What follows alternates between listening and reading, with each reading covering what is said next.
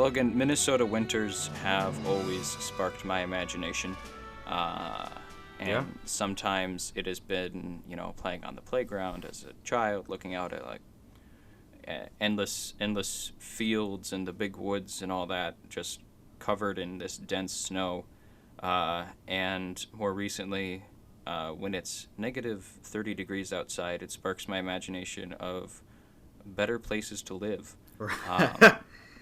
But it is genuinely beautiful. I heard about this recently. There's a Nordic word that doesn't exist in the English language, that it is essentially window weather or weather window, Okay. where there's a specific kind of weather and a specific kind of feeling of contentment when you are warm and safe in your shelter and you are looking outside at a storm or a blizzard or Minnesota, and there's a certain feeling of contentment in there's inhospitable weather out there, but I'm fine in here. And I think that is a very common attraction for Minnesota. Yes. The relative isolation and self-reliance that the land requires. Obviously, it's easier now with all of our modern technology, but I have felt that weather window quite a bit, and I've done zero research to see if that's actually true. I just heard that somewhere, and I'm just going to. Well, I agree with the sentiments behind the word, so I assume it's real.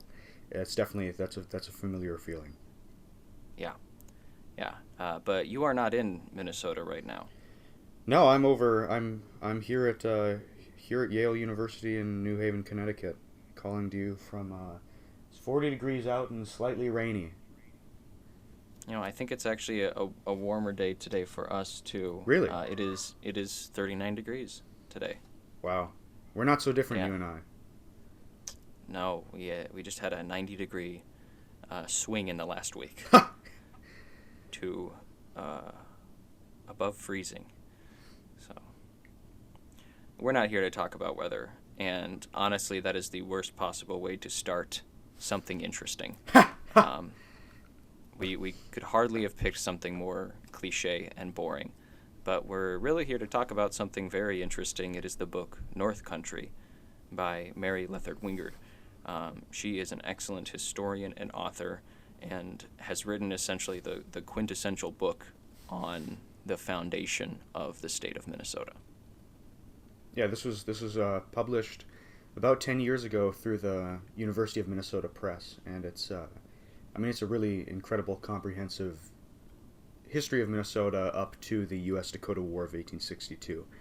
And you're not gonna find many books out there that deal with the subject matter as lively or as thorough as Wingerd does here.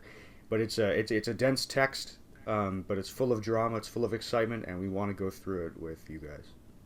Yeah, so this short podcast series will be talking about the founding of Minnesota and the early history here, based on Wingerd's telling. So if you want to read along, if you want to use this as a reading guide, you can do that, or if you just want to get the key concepts, you can do that as well. I will say, oftentimes in history books, there is a conflict between being thorough and responsible as a historian and telling a compelling narrative, and this book does manage to do both. Albeit you and I have been hearing this story and learning about it from many different angles and many different resources for the last 6 years, so it's a little more, the density isn't as new. We at least have a vantage point of understanding. Sure. But I really think if you allow yourself to get into the text and trust the text, it is a very compelling story. And the story starts, the earliest that we have a recorded history is around the 1600s. That is when the written record begins, and that is when the European traders come into what is now Minnesota. But of course we know Dakota, Ojibwe, indigenous peoples living on this land have gone back for generations. We do not know how far back people have been living here. Generations beyond memory have called this place home, and you can see that in the understanding the seasonal movements of these people and tribes. So it's important to know that although our recorded history starts in 1600, the history of this land goes back hundreds and hundreds and hundreds of years. Absolutely. Yeah, so let's give a little bit of an overview of what we're going to talk about today. We're just going to focus on Chapter 1 of North Country for today. It's what Wingerd calls the Fortunate Land, and it's essentially a history of the early fur trade in the Minnesota area from maybe 1600, like Sam said, to maybe roughly 1700. So about 100 years of history is contained in a single chapter. It's a lot. There's a lot going on, and it's our introduction to Dakota society, to some elements of Ojibwe society, to European American society in the 1600s, and to the new society that forms when all of these things come together in new ways. So there's a lot going on here, but I think Sam's right to start with the Dakota people. Yeah. So let's get some terminology nailed down. Dakota has also commonly been referred to as the Sioux people, the Dakota Nation, the Sioux Nation, and that is very broad. For one thing, Dakota people wouldn't have known themselves as Sioux. They would have called themselves Dakota. Dakota translates roughly to ally or friend. And the Dakota that we talk about is mainly sort of the eastern woodlands. So that is sort of the eastern Midwest, and then the Lakota are more the Great Plains. So you'll see Dakota and Lakota used interchangeably. They had very similar cultures, and there were a lot of blood relations between the two. But roughly speaking, different histories can be charted for the Lakota, the Western Plains and Prairies, and the Dakota, the Eastern Woodlands. And primarily in Minnesota, we are dealing with the Eastern Woodlands, Dakota. And then the Ojibwe were more loosely connected kinship relationships. Neither the Dakota nor the Ojibwe would view themselves as a nation or a government unified in either a constitution or an area of land. They were families and tribes and traveling groups that were connected through relationships, trust, and dependence. And they viewed their relationship to the land as familial as well, sort of that interdependence that they both required to survive, the land and the people within themselves. Go ahead. A collection of words that Wingerd comes back to over and over and again in this chapter is kinship relations, kinship connections, and it's a central theme to understanding the Dakota culture and the Ojibwe culture of the 1600s through the 1800s. It's essential to understanding how trade worked, how diplomatic relations were formed. Family was not just the mother and the father and a couple kids. It wasn't a nuclear family was the idea. It was an extensive linkage of people based on their obligations to each other.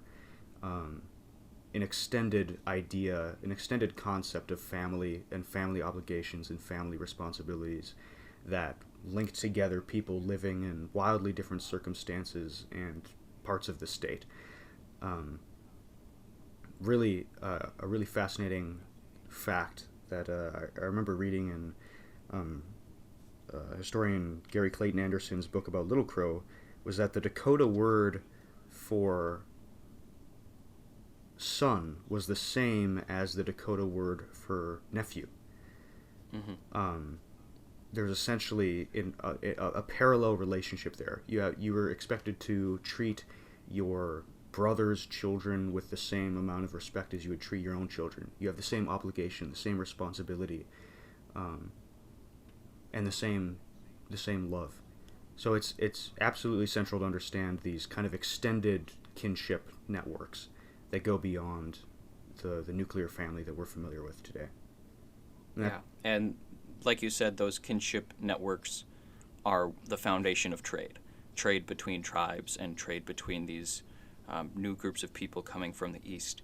And the people we know as the Ojibwe were kind of loosely connected. They were these different bands prior to the 1600s, but the collective known as the Ojibwe people started to form in reaction to the new trade networks and trade opportunities that came from European expansion and white settlement in North America.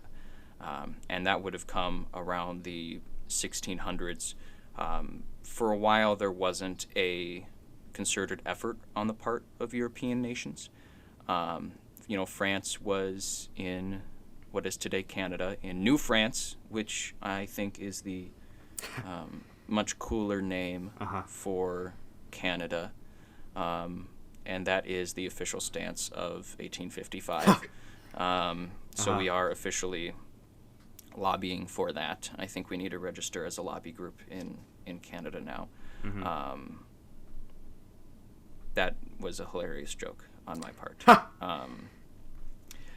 You had New France to the north, and to the east you had, of course, the British settlement, and they started the Hudson's Bay Company somewhere, and that started the rivalry between Britain and France, at least when it comes to the fur trade.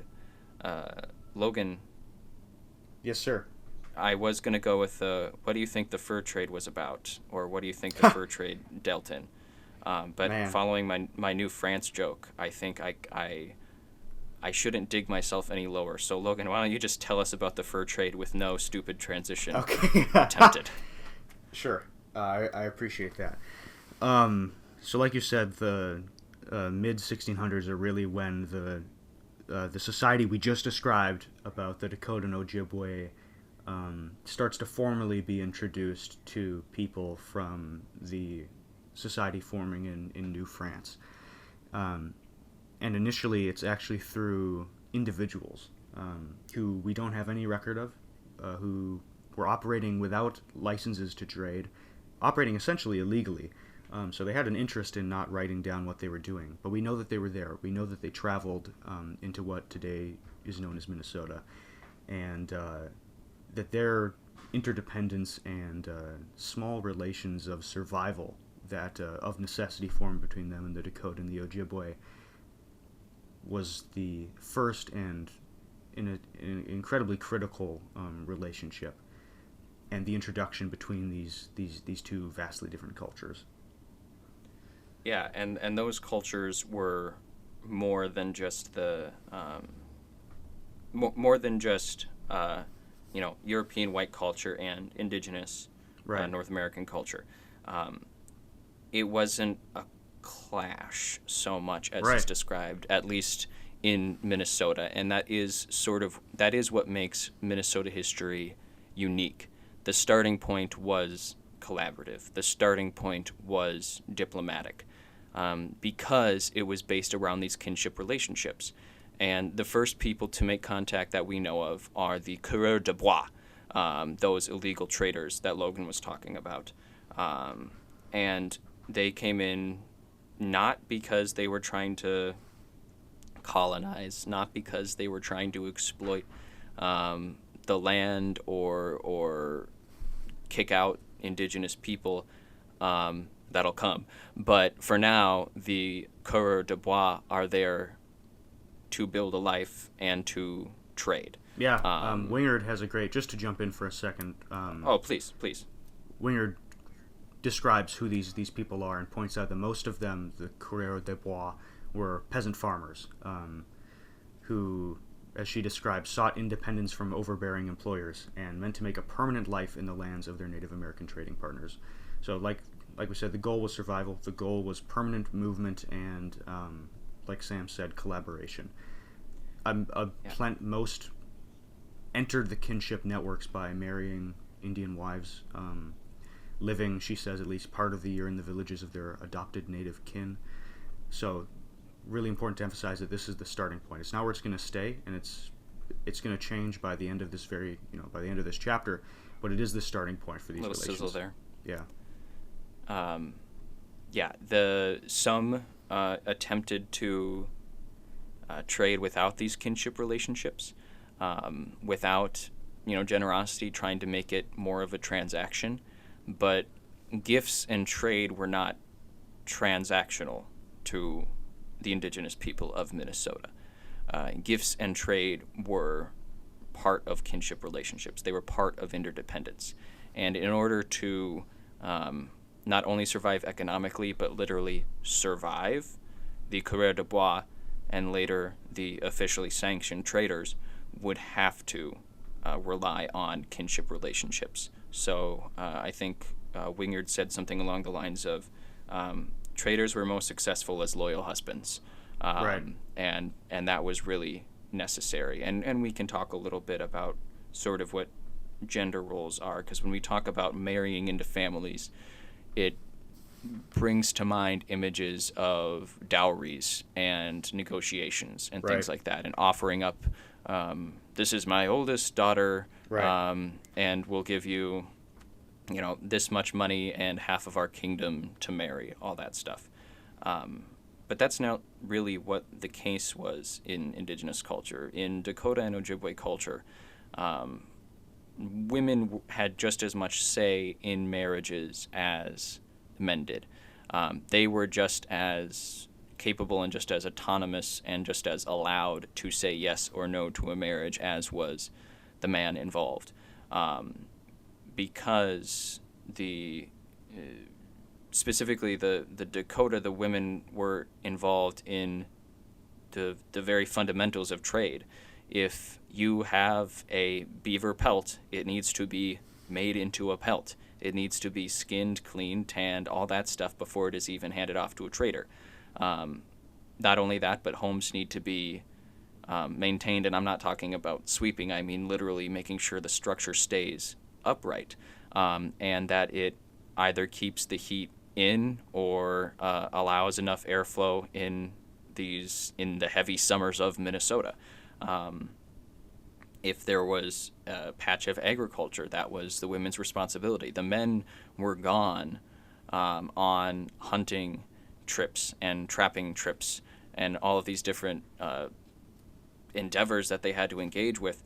Very often women were the diplomats. They were the ones who would greet and take care of traders from different tribes, different families, or from different countries. And that role led to the women. Women grew in prominence as diplomats and as spiritual leaders in indigenous culture in Minnesota. Yeah, that's one thing that I think really underscores for me whenever I read about it the stark difference in gender relations in the period is divorce. Where I believe, certain well into parts of the 1800s and parts of the United States, divorce was straight up illegal for white women and living in the United States. Meanwhile, in Dakota culture, women could initiate divorce. They could decide that it was in fact an expectation that if a marriage wasn't working out, if you weren't both content with how it was happening, that you ought to end it. That you ought to initiate a divorce. What a bizarre concept. I know. What a bizarre right? concept. Right. This is 2021. Yeah. So women had an incredible amount of power in shaping their lives. Really, very important to recognize about the shape of the world that these French traders are entering. Because plenty of them see that and figure something really horrific is happening here. they show up and see women doing diplomatic work, doing political work, sometimes really having central roles in the community, and their interpretation is that they're being like barbarically forced to do all the work while the men just like hang around, because they just can't conceive of a situation in which the work is divided in a different way than they're used to. So it's the difference in gender relations is, and the need of traders to adapt to those relations are absolutely a hugely interesting part of this period. Yeah, are you ready for a very brief digression that involves a completely different historical period? Absolutely. There's the concept in the early 1800s in American culture of Republican motherhood, of the women need to be at home to raise the next generation of patriots, of statesmen, of proud Americans. Because you have a whole new generation coming up that only know themselves as Americans, and what does that mean? And, it's reliant on the women to do so. So as we're expanding west, as more and more white settlers are doing there, like you said, there's that stark contrast between what could be seen as, American exceptionalism views American culture as the most advanced and the best in the world. And when part of that advancement and the best in the world is Republican motherhood, you see something very different in the native tribes that you're experiencing moving west, and that just lends itself further to, well, if we're the most advanced and they're doing something different than us, they must be primitive and they must be savage. Right. And that just leads into more of the shock that would take place in a couple centuries from now. But for now, we're still in 1600. That's right. And let's talk a little bit before we go on, because we have this sort of Wingerd calls it borderland culture. Not because Minnesota is on a coast, although we have the inland coast with Lake Superior. Again, I am just knocking it out of the park with my jokes. There's more shoreline in Minnesota than Florida, California, and Hawaii combined. I read somewhere. I heard that. Yeah, I heard that somewhere. Yeah. Oh yeah. Well, anyways, we'll hear about Duluth later on. That's right. Where was I even going? This borderland culture. Not a borderland because of all the coastline, but borderland in that it was on the cusp of something. It was on the edge of something different. It was where these different parties met. It's the Dakota and Ojibwe, it's the indigenous and the white culture coming together and, like you said, making something incredibly different. It never became all one thing, but all of the different cultures, all of the different ways of life, all the different reliance pieces that came into play made a wholly unique culture that was only formed because of where all of these different pieces, all of these different endeavors intersected. So that is really fascinating, and the concept of borderland culture will come up again. Yeah, and what the incredible complexity and what the complexity means is that it's a society that is new and in flux. It's ripe for dramatic change at any time, and so the introduction of new elements is constantly changing it and constantly upsetting the balance of things. Wingerd describes over the course of this chapter how the slow introduction of European-style guns, weapons, dramatically upsets relationships between the Dakota and Ojibwe, who had been natural allies for a long time before the early 1700s, when the introduction of weapons of mass destruction totally reorganizes alliances in the Midwest. Yeah, I've got a good little quote here. Perfect. That kind of sums it up. This is in my copy, chapter 12, of North Country. Or page? Most accounts... Page 12, Okay, Chapter 1, Gotcha. The Fortunate Land, Perfect. Wingerd. All right. Let's hear it. Quote, thank you. Ready? Yep. All right, here we go. Quote, most accounts of Minnesota history emphasize conflict between the Ojibways and Dakotas. However, before 1737, the two nations were more often allies than enemies. The Dakotas, without direct access to European traders, willingly allowed Ojibwe middlemen into their territory to trade and hunt. The tribes also frequently allied in common cause to protect themselves from the Crees and Assiniboines to the northwest and the Fox, Mascoutins, and Miamis to the south and east. This amicable relationship paved the way for some amalgamated Ojibwe bands to migrate to the south shore of Lake Superior at the edge of the Dakota country. And that eventually resulted, end quote, in Sault Ste. Marie, which was a huge trading port, essentially. And that was only possible because, contrary to what the truisms of conflict between Dakota and Ojibwe, there was that interdependence and that understanding.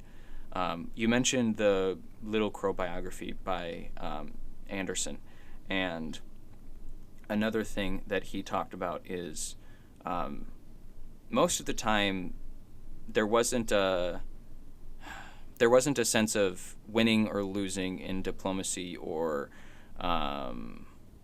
in conflict resolution between Indian tribes. Obviously, sometimes there was warfare and physical conflict, but oftentimes it was through consensus, whether it was interconflict in a single group. If you had to get a group of leaders together and they didn't quite agree, they usually went until there was consensus, and if there wasn't consensus, then they dropped it, and things moved on. That could sometimes cause some issues, but most of the time it resulted in a general understanding and general agreement. Right.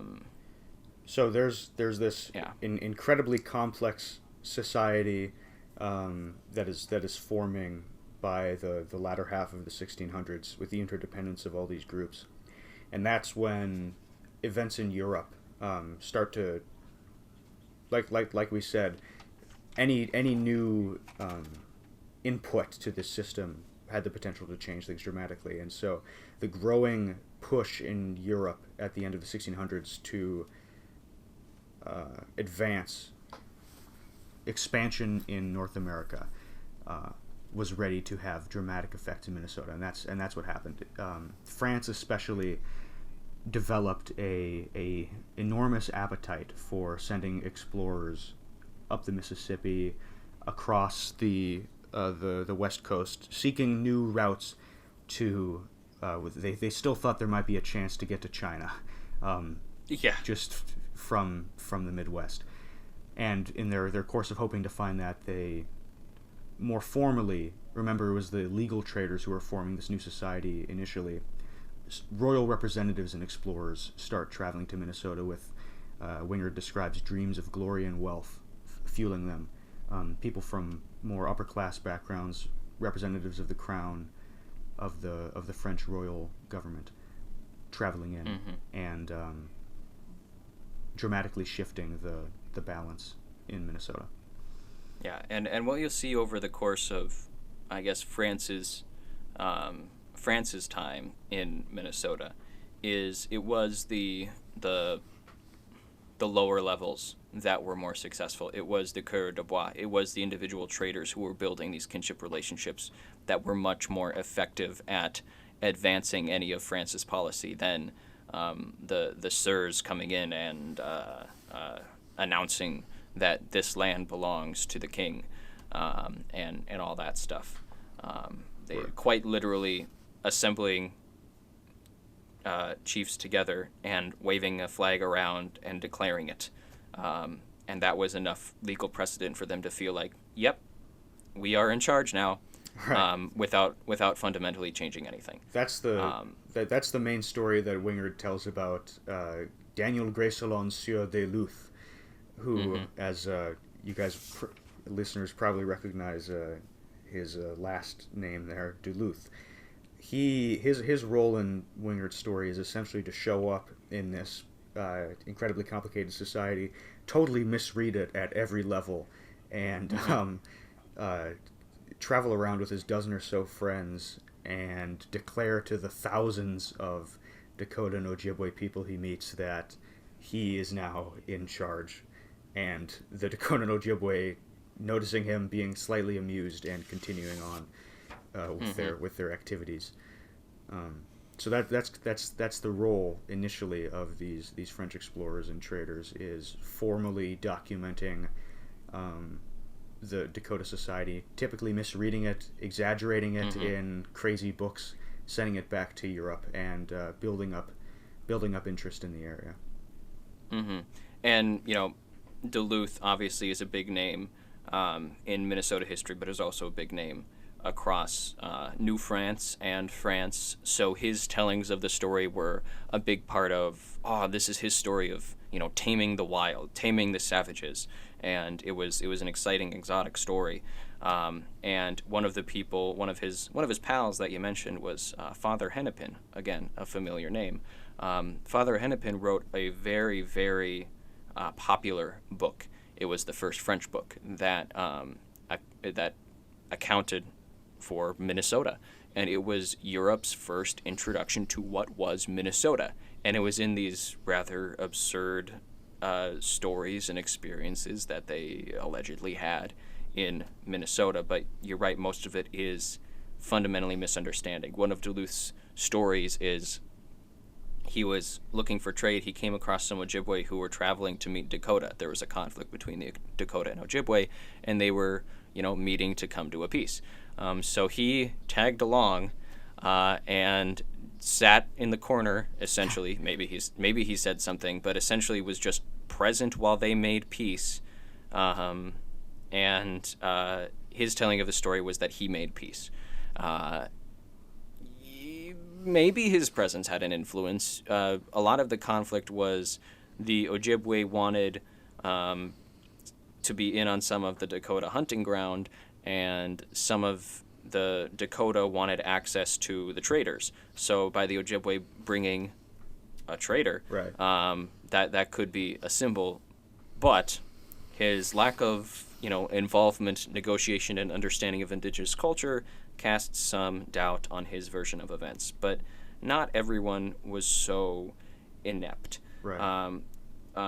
One fella by the name of Pierre Lesueur was rather adept at trading. He really understood the kinship relationships. He and his son were both raised in North America and grew up learning about these cultures, so they were very capable of doing this. So Pierre Lesueur, kind of a middling leader, he goes into what is now Minnesota. He makes these strong relationships, so much so that indigenous leaders agree that Pierre Lesueur should be, the person in charge of the trading. So I think he actually goes all the way back to France. Yes. He goes all the way back to France and says, hey, they agree I should be in charge. Can I be in charge? But at that point, France is like, you know what? We've got a lot of fur. Our beaver hats are good. We've all got them. Look at them. They're great.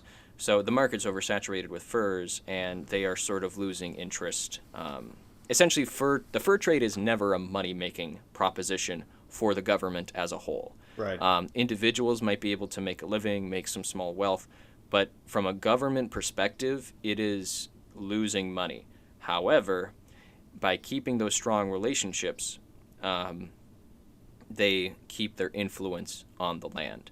Neither France nor Britain have enough human beings in North America to wage war, but if they have strong Indian allies, and they have these strong connections throughout the interior, that is how they can spread their influence. That's how they can legitimize their rule. But right now, they are not interested in pursuing much in the fur trade at the moment. So instead, Lesueur applies to do some mining, and so he goes there. He digs in the ground for a little bit, but otherwise he just continues trading directly with the Ojibwe and the Dakota. so he actually dug up, and this is kind of fun. He dug up some blue earth and brought that back to France. So we got the Blue Earth, we got the sewer, and so we got all these the Duluth and Hennepin. We're kind of putting the names in there, so we get it. That's got to be pleasant to listen to. But what's really important about what he does at this point, this is the 1680s.